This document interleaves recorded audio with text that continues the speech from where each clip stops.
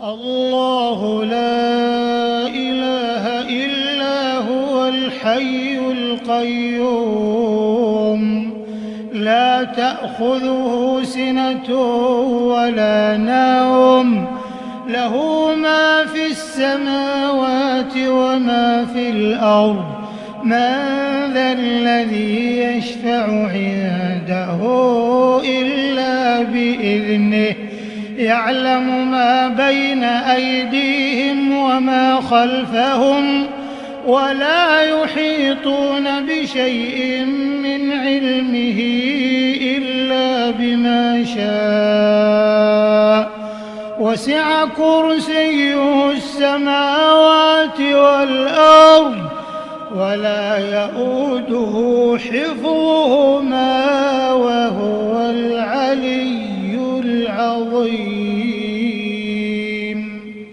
لا إكراه في الدين قد تبين الرشد من الغي فمن يكفر بالطاغوت ويؤمن بالله فقد استمسك بالعروة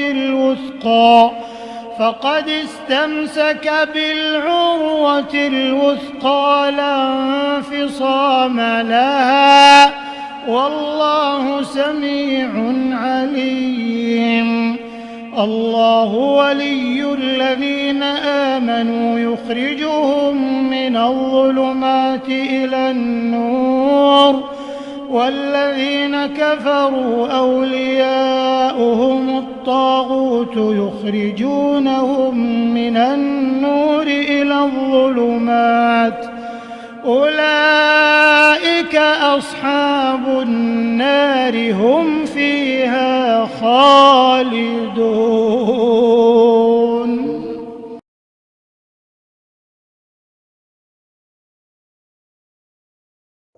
واليتامى والمساكين وابن السبيل والسائلين وفي الرقاب وأقام الصلاة وآتى الزكاة والموفون بعهدهم إذا عاهدوا والصابرين في البأساء والضراء وحين البأس أولئك الذين صدقوا وأولئك هم المتقون. Kemudian disambung dengan firman Allah di surat Al-Mu'minun. A'udzubillahi minasyaitonir rajim. Qad aflahal mu'minun alladzina hum fi salatihim khashi'un. Ila akhir ayat. Ini bagian dari cabang-cabang keimanan yang dihimpun dari dua ayat di surat Al-Baqarah ayat yang ada surat Al-Baqarah dan surat Al-Mu'minun. Nah, kemarin sudah pertama iman kepada Allah, kepada hari akhir, kepada para malaikat, kepada kita, kepada para nabi. Karena kita masuk itu tadi semuanya bagian daripada iqrar bil qalbi. Ya. Sekarang kita masuk pada fi'lun bil jawarih wa atal mal ala hubbihi. Jadi ayat ini menjelaskan begitu lengkap tentang cabang-cabang iman. Nah, cabang iman ya juga sangat besar dan sangat penting adanya adalah ma'atal ma'ala hubbihi, orang-orang yang berbuat baik, orang-orang yang baik, orang-orang yang memang dikategorikan melakukan kebaikan dengan keyakinan yang tinggi adalah orang yang memberikan hartanya dengan penuh keikhlasan ala hubbi. Jadi tidak ada tekanan dari siapapun, tapi memang berangkat dari imannya, dari keyakinannya, dari hatinya yang paling dalam, dari nuraninya yang paling dalam, bahwa memberikan harta, menginfakkan harta yang kita punya, menambahkan harta yang kita punya, membelanjakan harta yang kita punya di jalan Allah, nanti akan disebut kemana saja salurannya.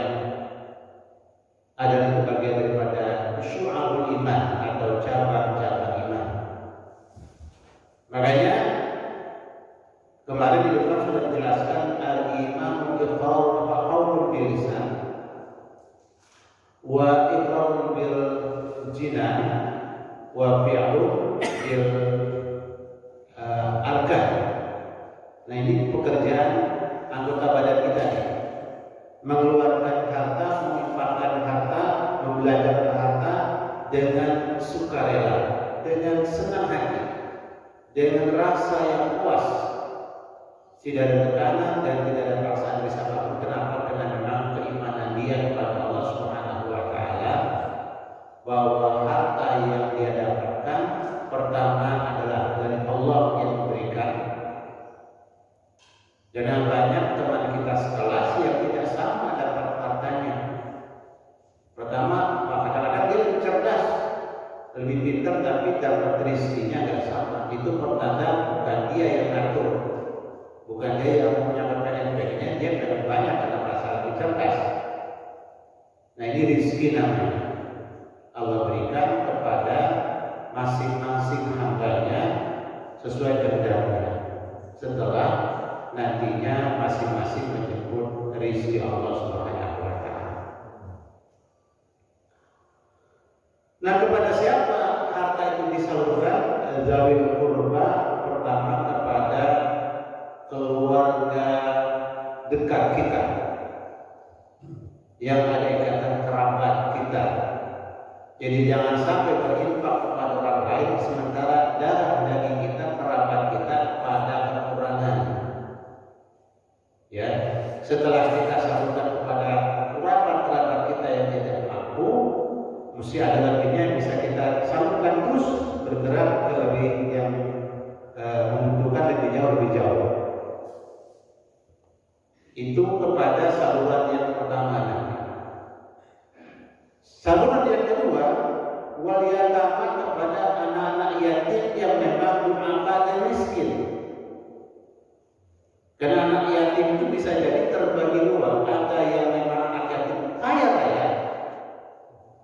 Siapa? Karena memang bapaknya adalah orang kaya, dia tidak membutuhkan santunan, tapi justru dia mengeluarkan hartanya sebagian, nanti yang bisa jadi zakat wajib. Ini saluran yang kedua, umumnya memang anak-anak yatim yang ada di sekitar kampung kita dan di sekitar manapun, itu adalah ditinggal orang tuanya dan dalam kategori tidak mampu. Terus yang berikutnya masakin, orang-orang miskin. Siapa sih orang miskin? Orang miskin itu yang kebutuhannya 10, dapatnya 6 ke atas, 5 ke atas. 5, 6, 7, 8 paling tinggi. Jadi kurang memenuhi kebutuhannya. Nah, ini makanya luar biasa tugas pemerintah dari pusat sampai daerah betul-betul harus memahami struktur keadaan ekonomi masyarakatnya. Jangan bisa sedemikian rupa. Kenapa? Karena tidak mungkin kita bisa memahami betul orang itu butuhnya 10, dapatnya 6 kalau tidak ada kedekatan pemerintah kepada rakyat ini.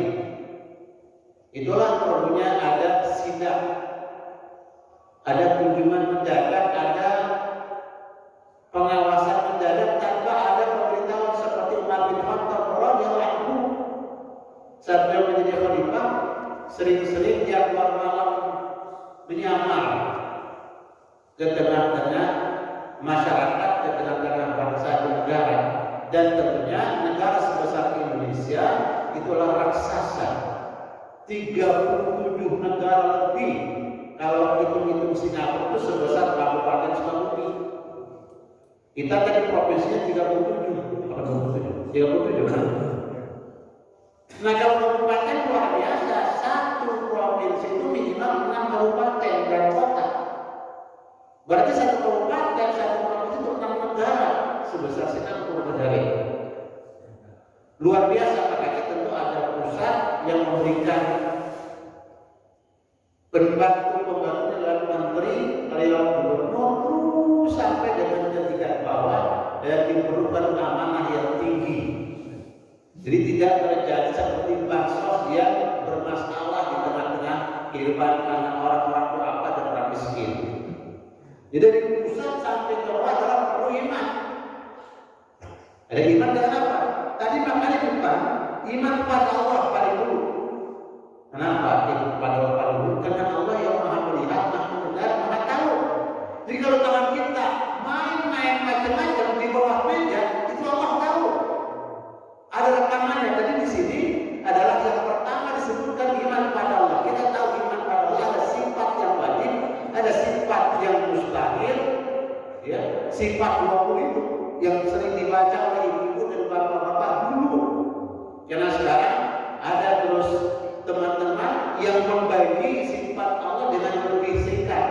Ada al-asma al-iman bil asma wa sifat, ya, itu iman-iman dengan sifat-sifat Allah yang sempurna semuanya sifat Allah. Jadi lebih gampang. Tapi juga kita gampang menghafalnya. Dari masih anak-anak sudah diajarkan sambil menunggu sholat maghrib di masjid dan di kampung dulu.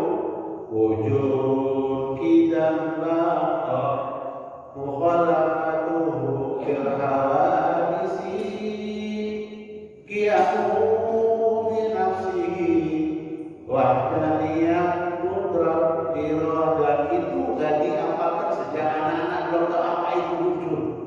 Tapi untuk menanamkan keimanan sifat Allah tentang Allah itu ada, pastinya nanti ada sifat sama pasal kalam qadirah.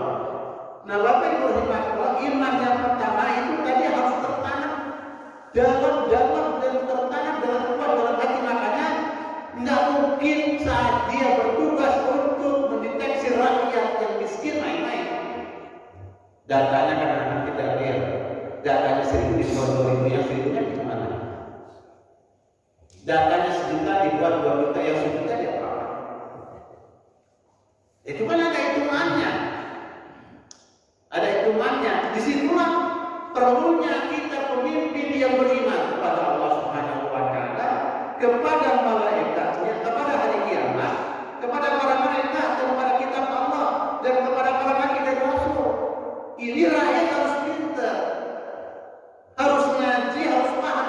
Untuk pemimpin itu harus begitu. Jangan kadang-kadang kita dibagi bungkusan dan amplop untuk pilih seseorang, kita nggak pernah pilih baik, kalau nggak usah pilih. Kenapa? Karena ujung-ujungnya adalah tugas wa'atal ma'ala hubbi zawil qurba wal yatama wal masakin. Nah, orang miskin ini Masya Allah, kadang-kadang mereka dijadikan objek permainan untuk berbuat dosa di tingkat dari bawah sampai pusat. Berasa betul itu, berasa betul, terasa betul. Para pemimpin yang tidak punya iman kepada Allah, tidak beriman pada hari kiamat, gimana kalau beriman hari kiamat? Hari kiamat nanti akan diperiksa satu-satu. Tangan kita, kaki kita, mulut kita, telinga kita akan diperiksa. Dan kalau dia beriman pada Allah, pertama dari yang maha mengetahui, rekaman Allah itu sangat-sangat luar biasa. Bukan seperti rekaman kita yang bisa jadi tergantung sinyal. Kalau sinyalnya sangat kuat, yang punya sinyal Allah, yang punya satelit Allah, yang punya langit dan bumi Allah. Jadi sinyalnya nggak diragukan, pastinya jelas betul. Ketika tangan bermain kelihatan, ketika mata bermain kelihatan, ketika telinga main-main kelihatan. Nah, disitu beriman kepada Allah, pada malaikat, pada hari kiamat, pastinya ditanamkan sedemikian rupa, khususnya untuk para pemimpin bangsa, pemimpin umat. Kalau pemimpinnya baik, rakyat tidak baik, masih bisa terkendali. Kalau rakyat tidak baik, pemimpin tidak baik, hancur. Hancur.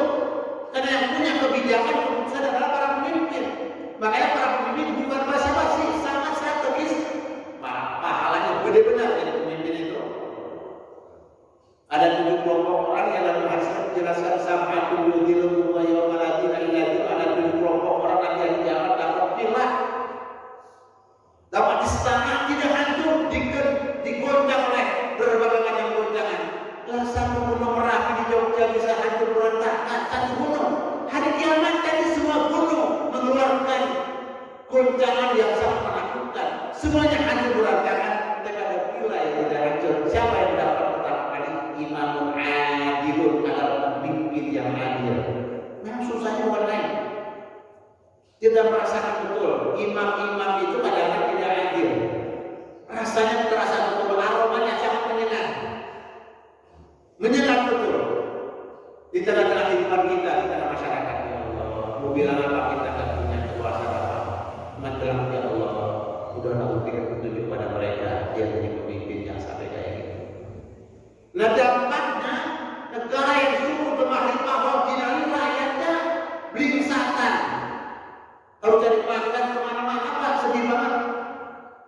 Kita tuh nangis kalau lihat bangsa kita, nangis. Harus blingsatan kemana-mana, berserakan di mana-mana. Negaranya padahal sumber kehidupan ada ubi porang. Terus zaman saya itu namanya busuak namanya.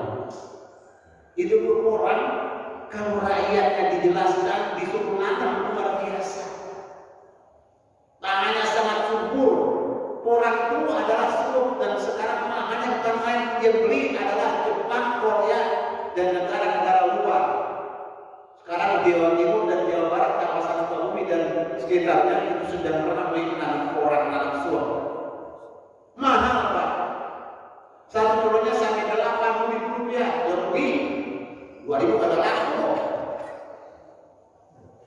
Karena porang itu salah satu bahan mie yang diproduksi oleh Jepang buat kosmetik dan seterusnya. Masya Allah, luar biasa. Nah ini orang-orang miskin ini datanya hasil real dan betul-betul paham. Door-to-door, di situ ada perwakilan pemerintah pusat yang mendata orang miskin. Jangan main-main, jangan main-main khianat. Kalau ada jujur dan amanah, Imam Adilun itu dapat pila dan istana di hari kiamat yang luar biasa menakutkan. Jangan hari kiamat saat palu gempa, orang semuanya pada stres.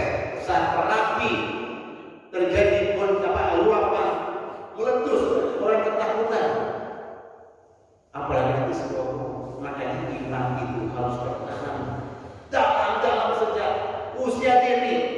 Jangan diceritakan, jangan ditontonkan, jangan ditampilkan film-film yang buat anak-anak jadi nakal. Ini kadang-kadang film-film Shinchan udah banyak masa dulunya. Lawan dulu Shinchan.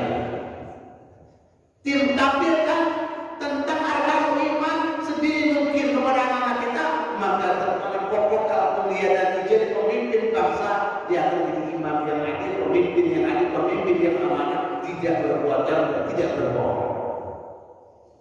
Di situ Masya Allah luar biasa dahsyatnya. Ini soal iman, cabang-cabang iman, kemudian rukun-rukun iman harus tertanam kuat dalam jiwa anak bangsa. Kenapa anak bangsa dapat bisa jadi pemimpin? Wabis sabil, ini nanti yang kita dalam kembali lagi. Wabis sabil saluran berikutnya adalah kepada para pelajar. Anak-anak pelajar itu jangan berpikir bagaimana bayarannya. Makanya kita untuk sejak kemarin kita lihat, ya harus ada duit Bapak dan segera insya Allah akan Bapak kirim, Bapak transfer. Ya. Segera akan kami bayarkan segera ke konsentrasi aja belanja. Kalau anak-anak sampai tahu dia tidak bayar dan belum bayar, akan sampai dipasang di pengumuman belum bayar, itu langsung drop dan dia tidak bisa berpikir matematika, tidak bisa berpikir mengapa dan seterusnya. Anak-anak bangsa itu tidak boleh berpikir bayaran. Yang belajar orang pelajar itu semuanya sudah ditanggung oleh negara. Jangan sampai mereka belajar, kenapa sekarang pada belajar? Karena nggak ada duit, nggak ada biaya. Makanya disitulah peran kita, ya, peran pemimpin bangsa mencerdaskan anak-anak bangsa, kehidupan anak-anak bangsa bukan basa-basi, sangat serius.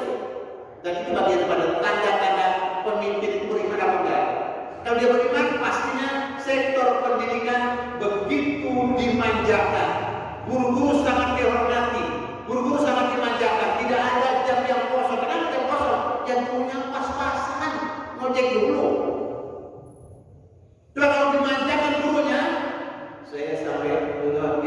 ketika pertama kali menginjak kaki saya di satu negara, ada guru SD, kepala sekolah SD di satu negara itu mobilnya Mercy, Pak.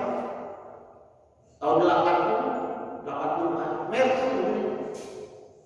Dan tidak ada guru sekalipun saya merasakan itu ya, itu harus terlambat atau dia nggak masuk, karena masuknya standar gaji mereka sudah sangat tinggi dan mereka begitu dihormati. Guru adalah pahlawan yang luar biasa, karena anak bangsa tidak akan cerdas kepada guru, dan gurunya tidak dimanjakan, tidak dihargai, tidak dihormati, bahkan guru ditangkap. Kan musibah itu. Nah, Ibnu Sabil itu adalah yang memang adalah para pelajar punya jatah dari anggaran negara yang cukup, tidak boleh kurang, tidak boleh kurang. Semua anak bangsa tercatat. Yang dia masa belajarnya dari mulai usia dini sampai usia minimal yang S1 gitu. Sekarang S1 kan dari segala sudah harusnya S3 semua. Di Korea Selatan itu satu pabrik 2000 dokter, Pak. 2000 dokter satu pabrik. Makanya sekarang bisa jelajah dunia produksinya luar biasa. Nah, kita kan ini punya peluang, punya kekayaan yang dahsyat. Perlunya tinggal pemimpin yang amanah dan jujur, pemimpin yang beriman kepada Allah, beriman kepada hari kiamat. Dari zaman JPK Pato, semuanya ditanyakan, semuanya ditanya kemana, dari mana. Semua ditanyakan. Dan kalau itu nggak kuat di sini, nggak kuat pula dia dan godaan maksiat yang memang setiap saat itu datang kepada mereka yang punya kebijakan dan punya jabatan tinggi. Wasajidin yang berikutnya adalah para orang yang butuh. Nah, sekali lagi orang yang butuh bisa jadi stand kontemporer sekali-kali minta, kayak panitia masjid. Pembangunan masjid, pembangunan madrasah, pembangunan jalan, pembangunan pondok pesantren, sekali-sekali mereka minta. Tetapi sekali lagi mereka sebaiknya jangan sampai minta. Sudah dianggarkan. Karena sarana dan prasarana pendidikan itu adalah salah satu juga kewajiban ala pemerintah. Di situ bapak-bapak, pemilu itu bukan basa-basi, bukan main-main, sangat serius. Ibadah yang luar biasa, panjang kemana-mana, merembet kemana-mana. Wafirullah, dan untuk membebaskan orang-orang yang diperbudak oleh banyak orang-orang. Bahkan di negara kita banyak orang-orang asing buka perusahaan, anak-anak bangsa jadi budak mereka, nyaris jadi budak. 24 jam sampai duduk aja kagak boleh, 8 jam kerja sampai duduk sama sekali. Saya punya teman dari Jawa Timur, ketika dia bekerja di perusahaan asing, itu nyedot pasar di Kalimantan, itu sampai pipis dan tidak bisa, karena dipasang chip di mobilnya. Saat dia berhenti kelawan, begitu ketahuan, nanti dipotong gajinya. Dari Muhammad Rasul ini kan perbudakan yang sangat dasar, pipis saja tidak bisa. Ini luar biasa dasarnya. Wa atal malalah putih dan kurban. Ini bagian iman, cabang iman yang sangat besar dan penting adanya. Nah, pesan ini sangat banyak uraian.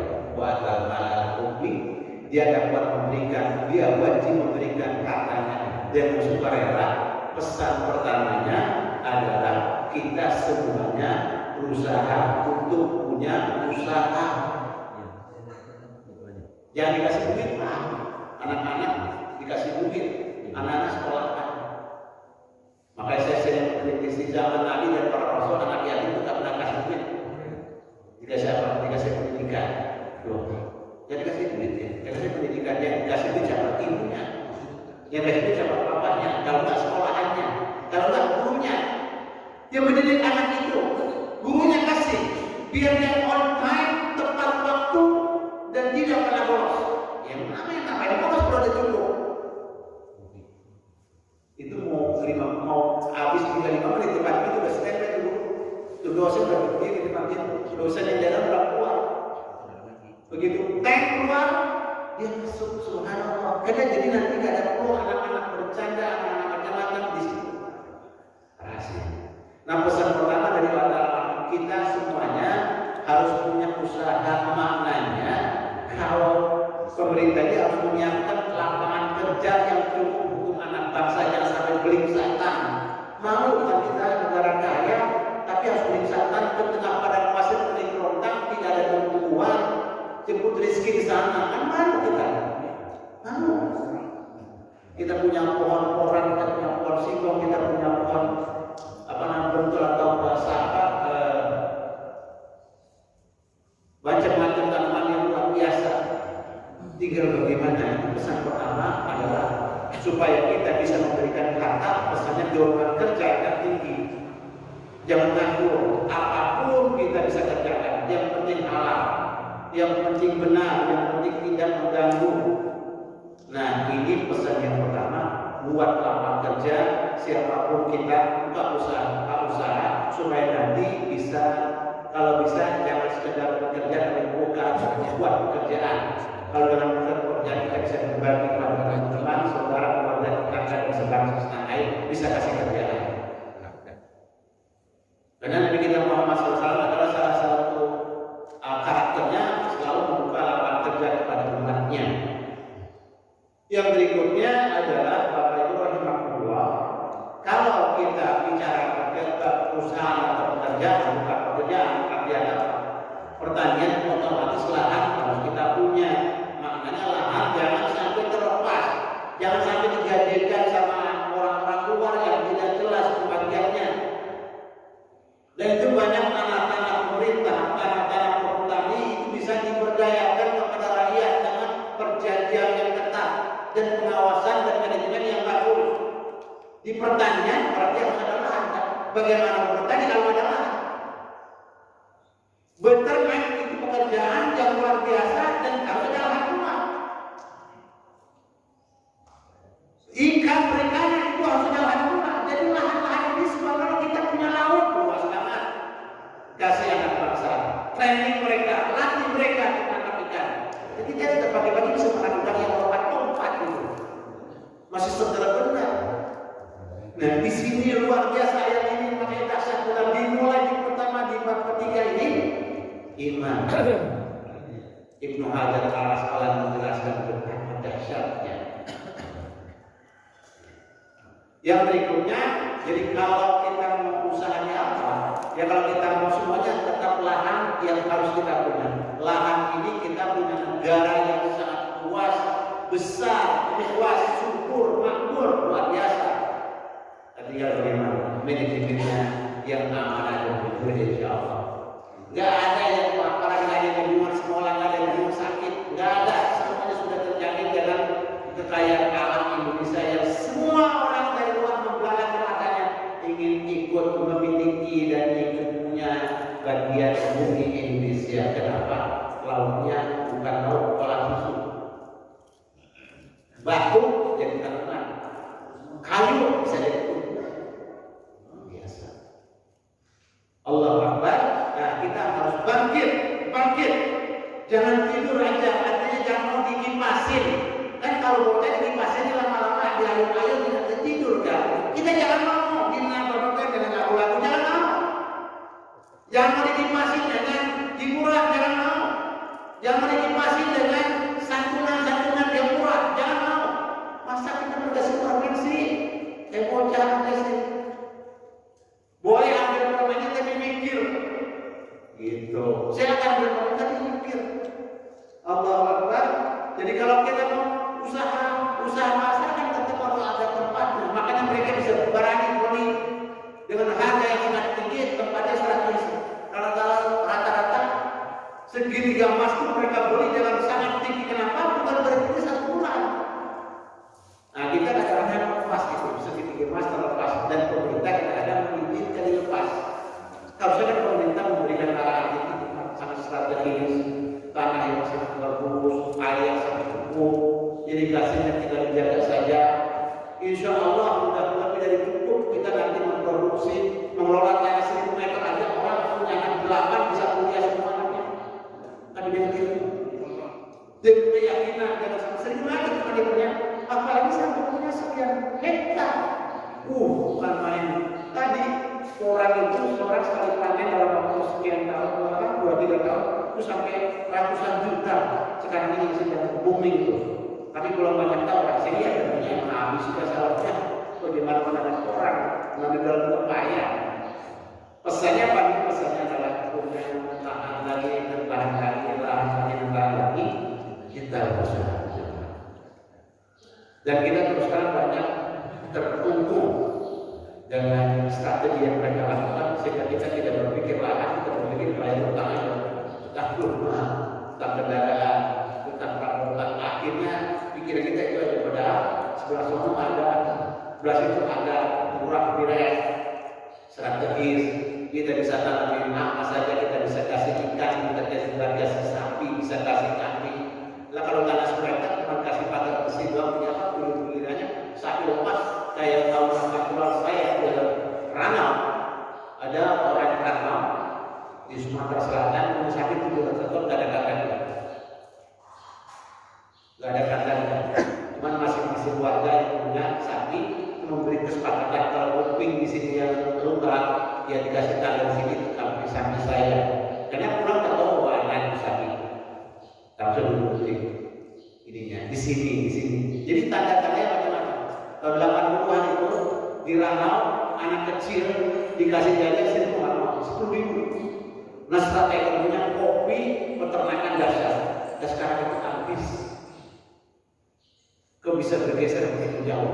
Nah Bapak Ibu rahimahullah, ini bagian daripada iman kita kepada Allah adalah kita berusaha untuk mengimpakkan harta kita di jalan Allah. Bangunan masjid ini masih sangat banyak kebutuhan. Saya masih merasakan ini masih banyak. Kamar mandi sebesar itu masjidnya, tempat tongkrongannya cuma satu, itu sangat kurang. Harusnya ini minimal 12 kamar kecil yang betul-betul steril dan higienis. Kemana ada biaya operasional? Kayak masjid yang turun apalah di Sragen itu keren banget. Bapak pasti tahu, sedang apa di Sragen. Itu setiap malam orang bisa singgah, makan gratis, tidur gratis, persis kayak villa ke masjid keren. Nah saya bilang di masjid masih jauh, belum jadi di bawah kereta, karena masih banyak kebutuhan untuk umat yang bisa kita penuhi. Nah ini pesan yang luar biasa, bagian daripada iman kita kepada Allah adalah kita bercita-cita semuanya untuk bisa membelanjakan harta kita di jalan Allah. Bagaimana kita mau bisa belanjakan dengan melakukan personal kalau kita tidak punya? Nah anak-anak muda itu kan punya obsesi tingginya dia. Kalau sudah tertanam awal malah hobi, salah satu iman apa cabang iman, dia harus bisa membelanjakan harta dengan sukarela. Dari mana? Kalau nggak punya, bagaimana mau berinfakkan kalau tidak punya? Nah di situ anak-anak bangsa ini terus didorong kayak yang namanya tambang emas, tambang batu bara, tambang ini, tambang itu, luar biasa. Allahu Akbar. Tahun 80 lah saya sebut di Freeport itu supir truk gajinya 4 juta. 80. Bapak kasih saya 80, kalau 80 bawa dia 4 juta, dapatnya 5.000 meter, 5.000 meter. Artinya apa? Itu gaji tinggi. Dari mana? Dari pertambangan emas dan perak. Kita suruh dengerin musik sama lagu sama joget sama macam-macam terus supaya kita dikipasin terus tidur lagi, kipasin lagi tidur lagi. Mereka ngambilin bangkit, anak-anak muda bangkit. Kita punya anak muda, getok kepalanya dengan hadis ini. Jangan suatu iman, getok kepalanya. Ini maksudnya menggetok kepala mereka sehingga nanti bangkit mereka. Freeport, Bogor punya emas yang luar biasa satu gunung, tapi anak Bogor nggak tahu. Mana? Bogor itu satu gunung emas semua. Masya Allah. Dan gunung tidak satu di Indonesia, berjajar gunung-gunung, berjajar kepulauan. Kalau kita masih bingung, ya kena tadi belajarnya mohon maaf. Anak-anak kita kadang-kadang belajarnya mohon maaf. Apalagi sekarang kuliah benar. Ngeri sekali. Sudah 1 tahun anaknya belajar. 1 tahun nggak belajar anak-anaknya. Semuanya jangan HP. HP apa yang ada di dalamnya? Semuanya di dalamnya ada. Dari mulai sampah yang berserakan dan yang sering dilihat, jangan mereka yang masih anak muda yang melihat kita ketularan. Kadang-kadang kalau duduk ini baca grup atau berhenti, nggak bisa ada 10 grup. Jadi grup WA 10, anggotanya 100, nggak berhenti 2 jam. Itu namanya kita yang sudah tahu bagaimana anak-anak muda kita. Makanya yang salah satu yang melakukan cuma boarding school dengan tatanan yang dijaga ketat. Boarding school aman. Pulang pergi ya aman. Duit habis, hidup ada. Sementara umur terus bergerak, kalau udah jadi bocah, udah tamat SMA, tamat SMK, Nah, ini pesan dari Pak Ta'ala kerabat kita bangun sedemikian rupa. Ya, anak bangsa kan kerabat kita ini semuanya. Dari barat sampai timur, utara selatan adalah orang Indonesia yang memang negara Indonesia, mereka disiapkan anggaran belanjanya dalam kehidupan berbangsanya, khusus dalam dunia pendidikannya. Kemudian walianama dan anak yatim sudah kita jelaskan, ada yang memang fakir dan miskin dan anak yatim, ya kita segera angkat dia, segera amankan yang sampai ditangkap dan diamankan oleh pihak lain. Dan mereka kan terus keliling juga, mencari juga. Apalagi saya punya teman di Jogja, Masya Allah, dia bisa menyelamatkan anak-anak yang direkrut oleh salah satu sekolahan yang memang di bawah asuhan ini. Paham ya Pak? Sampai SMA itu, SMA kakinya oleh teman diselamatkan. Karena orang tuanya di kampung, di Gunung Kidul sana, di Wonosari di atas. Susah banget kan? Ditarik, disekolahkan dari SD sampai SMK, di SMK ketahuan ketika teman-teman masuk kampung berburu saya reading group. Masya Allah teman-teman mencoba menelusuri ternyata anaknya apa bagaimana sekolah A, sekolah B. Dia nggak tahu kalau itu sekolah. Teman-teman langsung datang bersama keluarga jemput anaknya dan teman-teman ini langsung diminta ganti rugi dari pihak yang besar. Jawab, kita hubungan dengan bayar tarik anak kita. Anak yatim kita membutuhkan mana yang mampu dan kalau kemudian kaya ya dia tetap harus sudah kendali di siapa? Ya tentu dari keluarga besarnya yang sampai dia terjebak. Maka di surat An-Nisa itu ada wabtal yatama hatta idza balagu nikah. Nah, mereka dikasih pekerjaan untuk mengelola hartanya kalau sudah dewasa, kalau enggak masih dikendalikan oleh pamannya. Ya. Kemudian anak-anak miskin tadi saya bilang itu adalah memang orang-orang miskin nanti bukan sebuah kesalahan. Jelasnya nanti penduduk yang miskin datanya real dan tidak dimainkan. Jangan juga dibuat untuk mencari duit untuk kepentingan kelompok dan partai tertentu di mana mereka berkuasa yang kita buat data fiktif. Datanya 1000 dibuat 2000, 1000-nya buat partai dia. Datanya 1 juta dibuat 5 juta, 4 juta buat partai dia.